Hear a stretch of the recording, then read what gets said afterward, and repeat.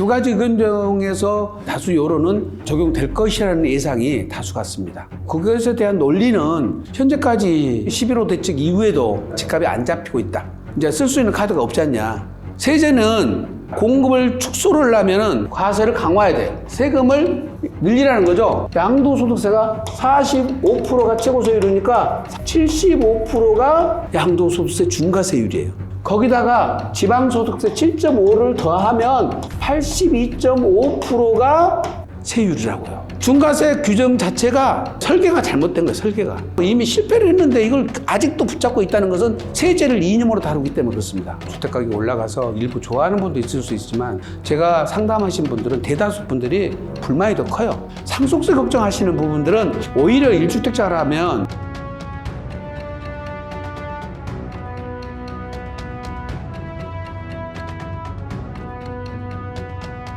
대표님, 부동산 시장에서는 양도세, 중과세가 사실상 다시 부활한다라고 전망하는 게 좀 우세인 상황이에요. 대표님은 이 상황을 어떻게 보고 계신지 말씀해 주시죠. 네.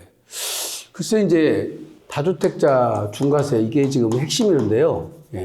요거를 2026년 5월 10일부터 중과세가 적용된다는 분들하고 26년 5월 10일 이후에도 여전히 적용이 유예될 것이다. 두 가지 의견인 것 같은데 두 가지 의견 중에서 다수 여론은 적용될 것이라는 예상이 다수 같습니다. 그것에 대한 논리는 현재까지 11호 대책 이후에도 집값이 안 잡히고 있다. 이제 쓸 수 있는 카드가 없지 않냐. 그 다음에 신규 공급은 거의 지금 단기간에 이루어질 수도 없는 것 뿐이라서 지금 대출 규제 가지고는 한계가 있다. 그리고 나머지 청약이라든지 다른 기타 사항 또는 지금 현재 토지거래 허가로 다 묶었고 그다음에 투기관리지역으로까지 묶어서 재개발 재건축의 규제까지 지금 했기 때문에 쓸 수 있는 카드는 다 썼지 않느냐. 그럼에도 불구하고 지금 계속 집값이 못 잡히고 있으니까 지금 정부에서 쓸 수 있는 카드가 없어서 이제 세금 카드밖에 남은 게 없다. 그래서 다주택자 중과세 규정은 적용될 것이다. 더불어서 지금 종합부동산세도 강화시킬 것이라는 예측을 하고 있습니다. 두 가지 관점을 한번 제 기준으로 살펴볼게요. 지금 이 적용을 한다는 논리가 좀 부족해요. 쓸 수 있는 카드가 없지 않냐. 요거잖아요, 지금. 쓸 수 없는 카드가 없어서 쓸 것이다. 그러면 참 문제는 뭐냐면 다주택자 중과세 규정을 썼을 때 긍정적인 효과가 나올 것인지 부정적인 효과가 나올 것인지 이걸 먼저 분석을 해야 되거든요. 자, 그 관점에서 한번 살펴보도록 하겠습니다. 자, 주택 가격 안정은 결국 수요를 억제하고 공급을 늘리는 것이 주택 가격 안정의 기본 축입니다. 수요를 줄이고 공급을 늘려서 우리가 뭐 초등학교 때 배운 거잖아요. 수요 공급 원칙에 따라서 가격 결정이 되니까 가격이 안정될 것이다. 이게 기본적인 논리인데 수요나 공급을 쓰는 정책 중에는 이게 물량을 줄이고 늘리고 하는 건데 이건 탄력성이 없지 않습니까? 지금 주택을 땅 사서 지은다는 것이 가능하겠습니까? 기껏해야 이제 서울 지역 같으면은 재개발 재건축을 해서 신규 물량을 늘리는데 이것도 지금 빨리빨리 막 속도를 낸다고 하지만은 이것도 빨리빨리 속도 나지 않습니다. 이게 이해관계가 너무 얽혀 있어서 잘 안 돼요. 그래서 물량으로 인한 부분은 한계가 있을 것 같고요. 물론 민간인들이 짓고 있는 부분은 있겠지만 그거는 큰 공급에 도움이 되지 않습니다. 두 번째 쓰는 정책이 금융이잖아요. 금융. 결국 대출 규제가 지금 어디까지 왔습니까? 6억, 10억 이하짜리도 해봐도 6억까지밖에 안 해주잖아요. 뭐 또 25억 넘어가는 거 2억 이하로 내려가서 대출 규제를 다 했었어요. 그 다음에 이제 쓰는 것이 가해, 거래 관련해서 쓰는데 이게 토제예요. 토제를 아예 실수 목적으로 거래 외에는 거래를 못하게 막아버리는 거죠. 이걸로 해서 공급은 조절할 수 없지만 수요를 조절할 수는 있죠. 그 다음에 마지막 남은 것이 이제 세제입니다. 세제는 공급을 축소를 하면은 과세를 강화해야 돼요. 세금을 늘리라는 거죠. 비과세는 축소를 해야 돼요. 그리고 공제 감면을 축소를 해야 돼요. 이 세 가지 정책하고 쓰는 겁니다. 그런데 자, 문제는 뭐예요? 과세 강화를 하려면 과세 강화 자체가 첫째, 취득에다가 할 거냐, 양도에다가 중과세를 할 것이냐가 문제인데 수요를 억제하려면 어디다 해야 돼? 취득에다 해야 되죠. 취득자에 대해서 과세를 강화해야 되는 거예요. 즉, 산 사람한테 지금 과세를 해야 된다고. 중과세를. 그래서 결국은 투자 수익률을 떨어뜨려서 사봐야 남는 거 없네? 그러면 안 사는 거죠. 근데 지금 우리나라 현행 다주택자 중과세는 어디다 과세를 해? 양도에다 중과세를 하고 있는 거예요. 중과세 규정 자체가 설계가 잘못된 거예요, 설계가. 아니 취득분에다가 중과세를 해야 되는데 이거는 노무현 정권 때도 이 양도분의 중과세라고 실패를 했어요 이미. 그리고 문재인 정권 때도 이미 실패했잖아요. 실패를 했는데 이 제도를 지금도 그냥 유예를 해놓고 있는 거예요. 국민의힘 정부에서 이걸 폐지를 하려고 할 때 민주당에서 반대를 한 겁니다. 근데 시행을 해서 이미 실패를 했는데 이걸 아직도 붙잡고 있다는 것은 세제를 이념으로 다루기 때문에 그렇습니다. 왜? 집값이 많이 올랐는데 세금을 중과세 때리면 되지 않느냐? 지금이라도 많이 걷어들여야 되지 않겠느냐? 그게 중요한 게 아니라 주택 가격을 안정화시키려면은 지금 파는 거에다 중과세를 하면 안 된다고요. 그러면 어떤 일이 벌어져? 매물 잠금 현상이 생겨. 매물 잠금 현상이 생긴다는 얘기는 공급이 축소돼. 공급이 부족해져. 그럼 어떻게 돼요? 가격은 급등하게 돼 있잖아요. 현재 지금 규제를 막 하니까 거래가 안 이루어지니까 어쩌다 하나씩 거래된 것들 꼭 거래할 수밖에 없는 것들 어떻게 가격이 올라갈 수밖에 없죠. 그거는 사고 싶은 사람 살 수밖에 없으니까. 그래서 결과적으로 이 과세 강화는 취득에 대해서 해야 되는데 이 양도에다가 하다 보니까 지금 보면 매물 잠금 현상이 와가지고 가격이 급등하는 역전 효과가 생겨버린다. 그러면 현재 상태에서 보세요. 여기다가 세율이 2주택자는 20%, 3주택자는 30%의 중과세율을 적용하고 있어. 그러면 30%라는 세율은 양도소득세가 45%가 최고세율이니까 30%를 더하면 75%가 양도소득세 중과세율이에요. 거기다가 지방소득세 7.5를 더하면 82.5%가 세율이라고요. 10억이 넘는 부동산들이 꽤 있잖아요. 10억이 넘는 데다가 82.5%의 중과세율을 때리면 누가 팔겠습니까? 누가?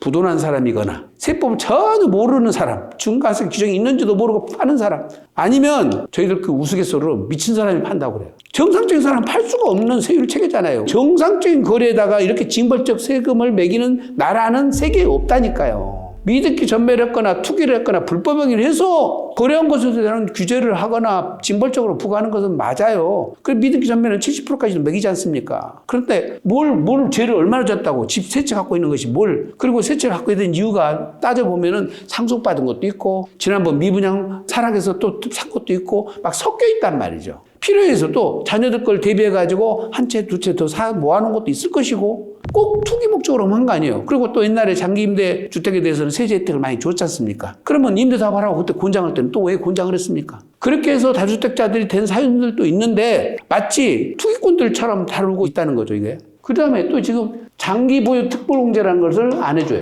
장기 보유 특별공제를 안 해줘버리면 어떤 일이 벌어집니까? 30년 전에 10억 주고 산 물건하고 지금 50억이 판다고 해서 10억이 50억이 판다고 해서 5배 올랐나요?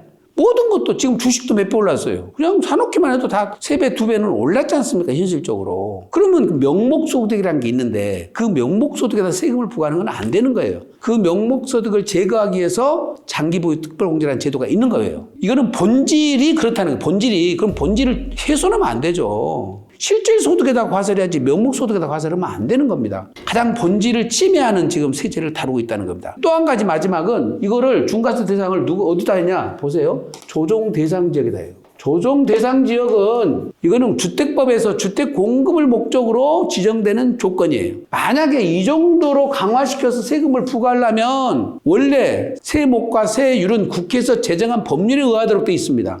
그런데 중과세를 30%씩 때리고 장특공제를 못 받게 하는 이런 세제를 만약에 다루려면 국회에서 했어야 되는데 이걸 행정부에서 가져가지고 행정부에서 조정대상 지역은 지정 조건이 요건도 아주 특별하게 없습니다. 그냥 투기성이 있거나 과열된다고 보여지면 국토부 장관이 이거를 지정하게 돼 있단 말이죠. 지정해버리면은 다시 해제 요건이 또 있어야 되는데 해제 요건은 없어. 정부 마음대로 해요. 그럼 중과세 하는 것을 정부 마음대로 이렇게 맡겨놓은 것이 세제에 맞냐는 겁니다, 이게. 그래서 지정 요건, 해제 요건이 엄격하게 통제가 돼야 되는데 전혀 통제가 안 되고 있다. 현재 2026년 5월 9일까지 유예되고 있는 다주택자 중과세 규정은 만약에 시행이 된다면 주택 가격은 못 잡는다. 이미 노무현 정부와 문재인 정부에서 다 보여준 것이고, 그리고 이거는 명확 관화예요. 그리고 이재명 대통령께서 그때 당시에 공약할 때 뭐라고 그랬습니까? 세금 가지고 집값 안 잡겠다고 공언하셨잖아요. 세금 가지고 주택가격 안 잡겠다 했으면 이걸 세금으로 과세를 하셔도 안 되고, 그리고 대원칙은, 세금에 대한 대원칙은 거래세는 낮추고 보유세는 높이라는 것이 조세의 기본 원리입니다. 이 원리에 맞게 세제가 운용돼야 됩니다. 그래서 제가 보는 관점에서는 다주택자 중과세는 지혜로운 정부라면 중과세를 적용 안 할 것이라고 단언할 수는 없지만 90% 제가 확신합니다. 이게 신축으로 물량을 만들 수 없다면은 세제 완화를 통해서라도 양도할 수 있는 환경을 만들어주는 게 되게 중요하겠네요. 오히려 완화시켜줘야 돼요. 오히려 완화시켜줘야 돼. 무엇을 막 도입을 하고 무엇을 막 규제를 하니까 무주택자라든지 이런 사람들이 또 상급지로 갈아탈 사람들이 마음이 급해지는 거예요. 왜 그렇게 심리적 불안을 조성하느냐고요. 그런 것들이 오히려 주택가격 안정에 저해되는 거예요. 그런데다가 다주택자 중과세 규정이 이제 이렇게 적용되면 보세요. 제가 지금 세금 계산을 한번 한 것을 제가 보여드릴게요. 단순하게 제가 보니까 5억에 사서 25억에 팔았어요. 그러니까 20억의 양도 차익이 났는데 그냥 비과세가 아니라 일반 과세 됐을 때에 양도소득세하고 지방소득세 다 합하니까 세금이 7억 2천 나왔어. 7억 2천. 25억에 팔았을 때. 그런데 이 사람이 2주택자라고 중과세를 먹으면 세금이 얼마냐? 13억 6천 나와요. 그런데 3주택자일 때는 얼마 나와? 15억 8천. 그런데 이걸 만약에 자녀한테 증여했을 때 증여세는 11억 8천 나옵니다.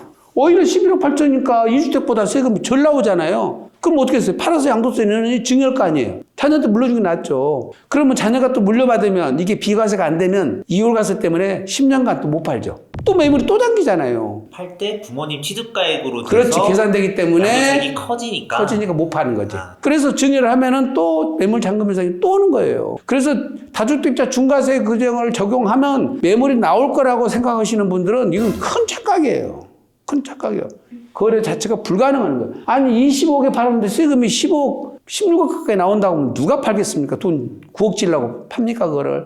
뭐 9억도 안 돼. 6억밖에 안 남네. 그리고 취득세 내시고 다른 세금도 있고 뭐 거래세, 중개수수료까지 내고 남는 게 뭐가 있겠어요. 그래서 다주택자 중과세 규정은 현재대로 시행되는 것은 어려울 것이라고 제가 단언합니다. 다주택자 중과세를 좀 완화해서 좀 처분할 수 있는 기회가 좀 마련되면 좋겠네요. 방금 많이 말씀하셨지만 그래도 대표님께서 정책 담당자가 만약에 이 영상을 본다면 꼭 이것만큼은 고려해줬으면 좋겠다 싶은 게 있으실까요? 그 지금 현재 있는 세대 이거를 반대로만 해주면 돼요. 양도의 중과세를 사는 사람한테 중과세를 하는 거예요. 이렇게 바꿔주라는 거예요.